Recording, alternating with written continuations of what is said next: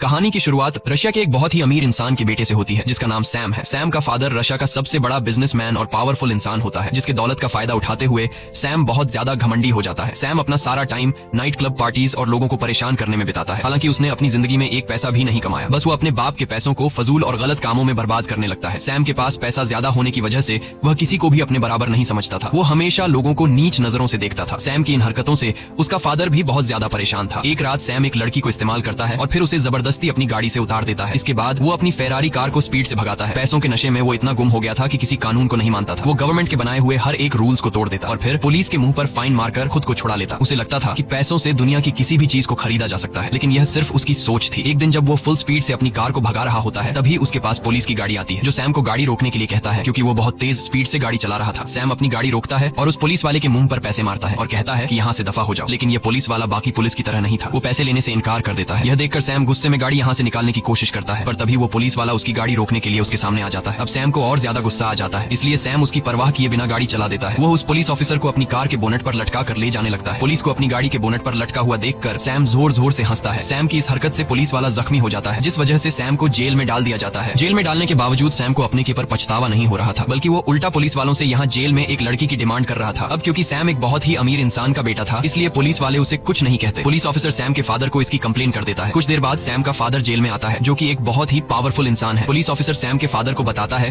कि तुम्हारा बेटा इतना ज्यादा बिगड़ गया है कि वो एक पुलिस वाले को सड़क पर आधी रात को घसीटता रहा और अब वो पुलिस वाला हॉस्पिटल में एडमिट हो गया है। ये सुनकर सैम का फादर उस ऑफिसर से कहता है कि मैं अपने बेटे की गलती के लिए आपसे माफी मांगता हूँ और मैं वादा करता हूँ कि आज के बाद वो ऐसी गलती नहीं करेगा। पुलिस ऑफिसर सैम के पिता की रिस्पेक्ट में सैम को छोड़ देता है। इसके बाद सैम के पिता सैम को घसीट कर बाहर लेकर आते हैं और उसे डांटने लगते हैं, लेकिन सैम पर अपने फादर की बातों का कोई असर नहीं होता। वो अपने फादर के सामने सिगरेट पीने लगता है। दरअसल सैम की मदर की डेथ हो चुकी है और सैम अपने पिता का इकलौता बेटा था, इसलिए सैम के पिता को सैम की हर एक जिद को पूरा करना पड़ता है। और सैम भी यह जानता था कि उसका फादर उसे डांटने के अलावा और कुछ कर नहीं सकता। लेकिन अब सैम का फादर सैम से बहुत ही ज्यादा परेशान हो चुका था। सैम के फादर को एहसास होता है कि अगर इसे रोका नहीं गया तो यह एक अपराधी बन जाएगा, इसलिए इसका कुछ करना होगा। सैम को सुधारने के लिए सैम का फादर अपनी एक दोस्त के पास जाते हैं और उसे सैम की सारी सिचुएशन समझा देता है। वो अपनी दोस्त से कहता है कि मैं किसी भी कीमत पर सैम को नॉर्मल इंसान बनाना चाहता हूँ जो दूसरों की इज्जत करे। ये सुनकर वो कहती है कि इसका एक तरीका है। मैं एक ऐसे ट्रेनर को जानती हूँ जिसने बहुत सारे बिगड़े लड़कों को सुधारा है। हालांकि उसका तरीका थोड़ा अलग है, लेकिन इस बात की मैं गारंटी देती हूँ कि सैम पूरी तरह से ठीक हो जाएगा, वो अच्छा इंसान बन जाएगा। और अब सैम के पिता उस ट्रेनर से मिलने के लिए जाते हैं, पर जब ये दोनों उसके घर के अंदर जाते हैं तो वो ट्रेनर को देखकर हैरान हो जाते हैं कि ट्रेनर अपने आप को फांसी लगा रहा है। दरअसल ये सब कुछ फेक होता है, ये सब उसने डिजाइन कर रखा था। वो कहता है कि ऐसे डिजाइनिंग से मैंने बहुत सारे बिगड़े लड़कों को सुधारा है। वो ट्रेनर सैम के फादर को अपनी एक उंगली काट कर दिखाता है, जो कि एक असली उंगली नहीं थी बल्कि फेक थी। ये देखकर सैम का फादर ट्रेनर से काफी ज्यादा इंप्रेस हो जाता है और उसे सैम की सारी आदतें बताकर सैम को सुधारने का प्लान बनाने के लिए कहता है। वहीं हमें सैम को दिखाया जाता है जो हर रोज की तरह अपनी कार को बाहर नो पार्किंग एरिया में खड़ी करता है, पर जब वो वापस आता है तो देखता है कि एक ट्रक उसकी कार को लोड करके अपने साथ ले जा रहा है। ये देखकर गुस्से में वो उस ट्रक के पीछे दौड़ने लगता है और दौड़ते दौरान सैम को पीछे से कोई शूट कर देता है, जिससे सैम बेहोश हो जाता है। और कुछ समय बाद जब सैम होश में आता है तो वो अपने आप को एक घोड़ों के अस्तबल में पाता है। यह देखकर उसे झटका लगता है कि अचानक वो यहाँ कैसे पहुंचा, लेकिन इससे पहले कि वो ज्यादा कुछ सोच पाता तभी उसके पास आर्थर नाम का एक लड़का आता है। आर्थर सैम से कहता है कि जल्दी चलो, मालिक आने वाला है, तुम्हें सभी घोड़ों को तैयार करना होगा, नहीं तो तुम्हें सजा दी जाएगी। सैम को उसकी कोई बात समझ नहीं आती और वो उसे धक्का देकर पीछे हटा देता है। सैम को कुछ भी समझ नहीं आ रहा था कि वो यहाँ कैसे पहुंचा और तभी वहाँ पर एक आदमी आता है जो सैम को घसीट कर बाहर ले जाता है, जहाँ वह सैम पर चिल्लाने लगता है कि मैंने तुम्हें कल रात घोड़ों को तैयार करने को कहा था, तुमने घोड़े तैयार क्यों नहीं किए। ये सुनकर सैम कहता है कि कल रात को छोड़ो, मैं तुम्हें अपनी जिंदगी में पहली बार देख रहा हूँ। कुछ देर बाद यहाँ का मालिक, जमींदार और उसका बेटा जैक आते हैं। जो आदमी जैक को घसीट कर बाहर लेकर आया था वह यहाँ के जमींदार से कहता है कि सैम ने घोड़े तैयार करने से इनकार कर दिया है। ये सुनकर जमींदार बहुत ज्यादा गुस्सा हो जाता है और कहता है कि सैम को कोड़े लगाए जाए। जमींदार के ऑर्डर को मानते हुए वो आदमी सैम को कोड़े लगाता है। जमींदार कहता है कि मैं चाय पीने जा रहा हूँ, जब मैं वापस आऊंगा तो मेरा घोड़ा तैयार होना चाहिए, नहीं तो सैम को और 100 कोड़े लगेंगे। सैम को कुछ समझ नहीं आ रहा था कि यह सब क्या चल रहा है। अब सैम को और 100 कोड़ों से बचाने के लिए आर्थर उसके पास आता है और सैम को घोड़ों के स्टबल में ले जाता है। घोड़ों के स्टबल में आने के बाद सैम आर्थर से कहता है कि मुझे कॉल करना है, अगर मैंने अपने फादर को बता दिया कि इन लोगों ने मुझे कोड़े मारे हैं तो मेरा फादर इन सब की जान ले लेगा। ये सुनकर आर्थर कहता है कि ये कॉल वगैरह क्या होता है, मुझे कुछ भी इसके बारे में नहीं पता, चुपचाप घोड़ा तैयार करो, नहीं तो तुम्हें और 100 कोड़े पड़ेंगे। सैम बहुत ज्यादा परेशान हो जाता है कि अचानक वो कैसे इस तरह की जगह में फंस गया है, इसलिए सैम यहाँ से भागने की कोशिश करता है। दौड़ते दौरान वो गाँव वालों से कहता है कि पुलिस को कॉल करो, लेकिन वे लोग पुलिस को नहीं जानते थे। वो भागते हुए देखता है कि यह कोई शहर नहीं बल्कि यह गाँव है और लोगों के लाइफस्टाइल को देखकर वो समझ जाता है कि यह 2019 नहीं बल्कि 18वीं सेंचुरी का दौर है, यानी कि वो अपने टाइम से पूरे 200 साल पीछे आ चुका है। अब वो यहाँ से किसी तरह करके निकलना चाहता था, लेकिन तभी सैम को एक आदमी पकड़ लेता है। जब जमींदार को पता चलता है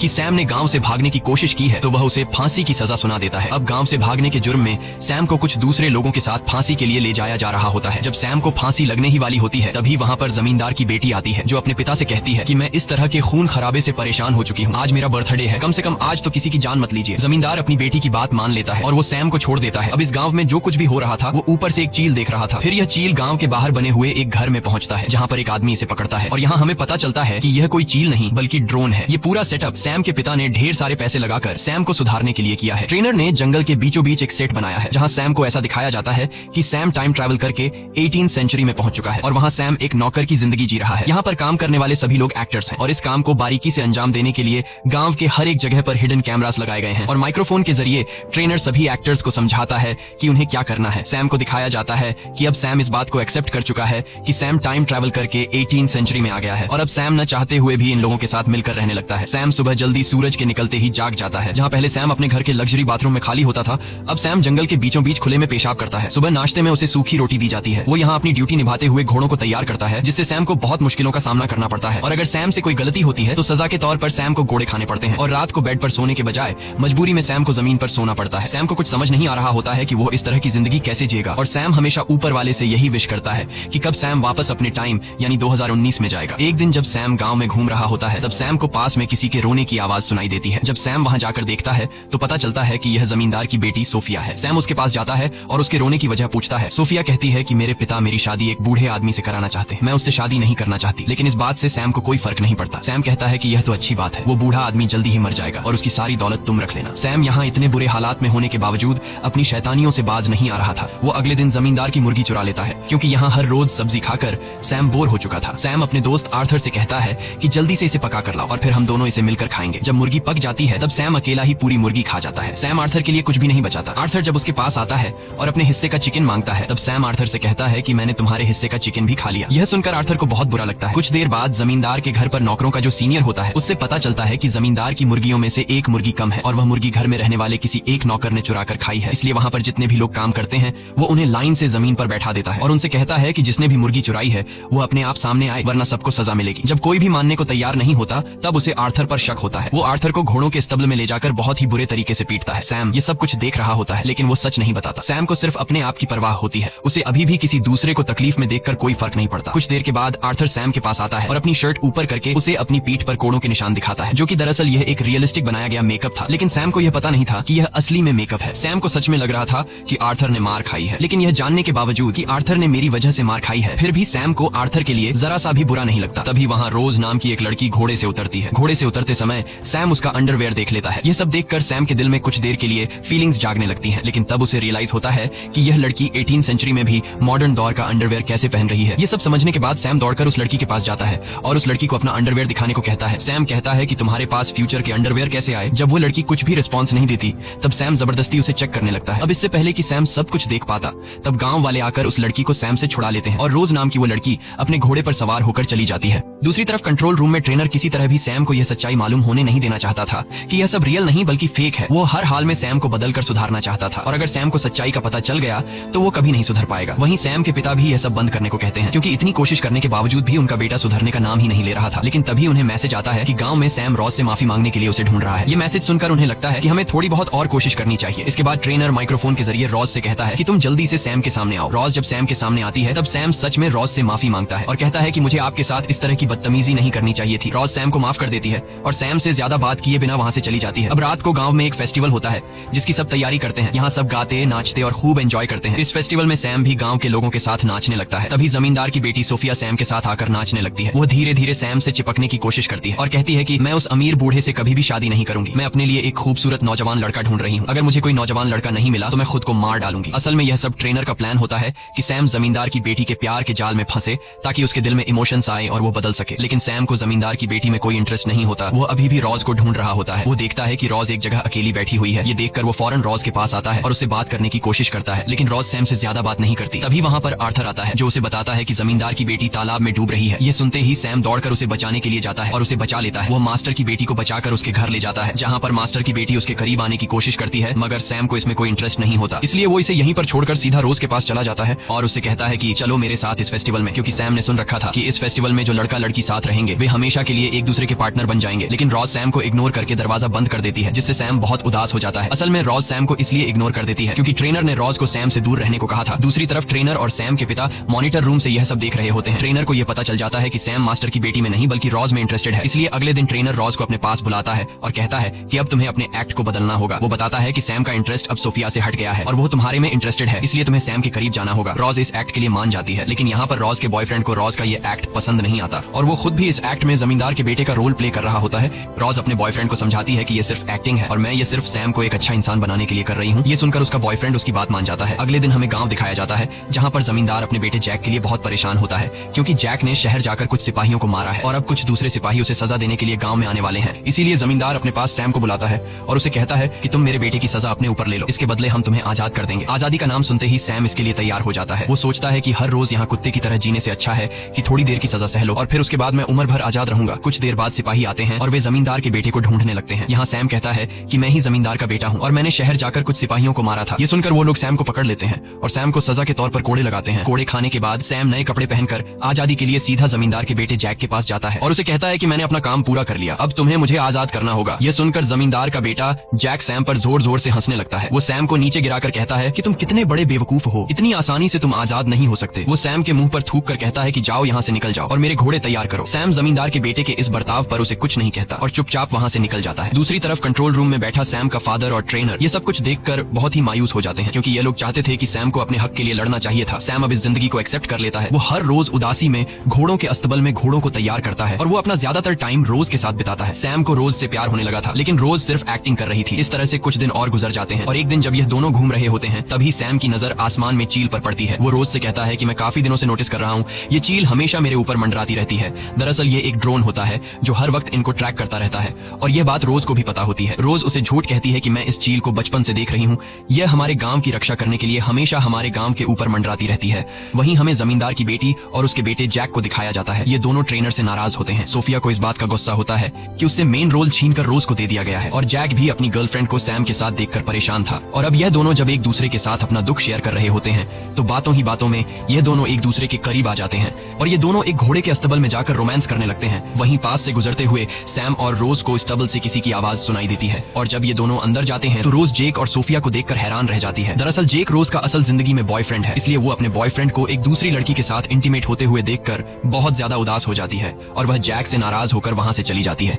सैम भी रोज के पीछे जाता है। ये बात जब ट्रेनर को पता चलती है तो वह सोफिया और जैक पर काफी गुस्सा हो जाता है क्योंकि इस पूरे सेटअप में सोफिया और जैक दोनों जमींदार की औलाद हैं और सैम की नजरों में ये दोनों भाई बहन हैं, इसलिए इन दोनों के इस हरकत से सैम को शक भी हो सकता था और ट्रेनर का इतनी मेहनत से बनाया हुआ ये पूरा प्लान बिगड़ सकता था। इसलिए ट्रेनर पहले तो इन दोनों को काफी डांटता है और फिर इन दोनों को काम से निकाल देता है। दूसरी तरफ रोज अपने बॉयफ्रेंड को किसी दूसरी लड़की के साथ देखकर बहुत ज्यादा उदास होती है। अब सैम रोज का मूड ठीक करने के लिए उसके लिए कैंडल लाइट डिनर का अरेंजमेंट करता है। ये सब देखकर रोज को बहुत अच्छा लगता है। ये दोनों एक दूसरे से बहुत बातें करते हैं। सैम रोज से कहता है कि जमींदार के बेटे जैक ने मुझे धोखा दिया। उसने कहा था कि अगर मैं उसके जुर्म को अपने ऊपर ले लूं तो वो मुझे आजाद कर देगा। जब मैंने उसके बदले में कोड़े खाए और फिर जब मेरी आजादी की बारी आई तो वो अपनी बात से मुकर गया। उसने मुझे मारा, मेरे ऊपर थूका, लेकिन मैंने उसकी किसी बात का कोई जवाब नहीं दिया क्योंकि उस वक्त मैं उसके अंदर अपने आप को देख रहा था। मेरी दुनिया में मैं भी ऐसे ही था। मैं हमेशा लोगों को नीच नजरों से देखा करता था। मैंने कभी किसी की इमोशंस की कोई परवाह नहीं की, पर आज मुझे इस बात का एहसास है। सैम की यह सारी बातें सुनकर अब रोज भी उसे पसंद करने लगी थी और पहली बार रोज यहाँ पर सैम को किस करती है। दूसरी तरफ ये सब देखकर सैम का फादर और ट्रेनर बहुत ज्यादा खुश हो जाते हैं और उन्हें लगता है कि अब सैम धीरे धीरे बदल रहा है। दूसरी तरफ असली दुनिया में वो लड़की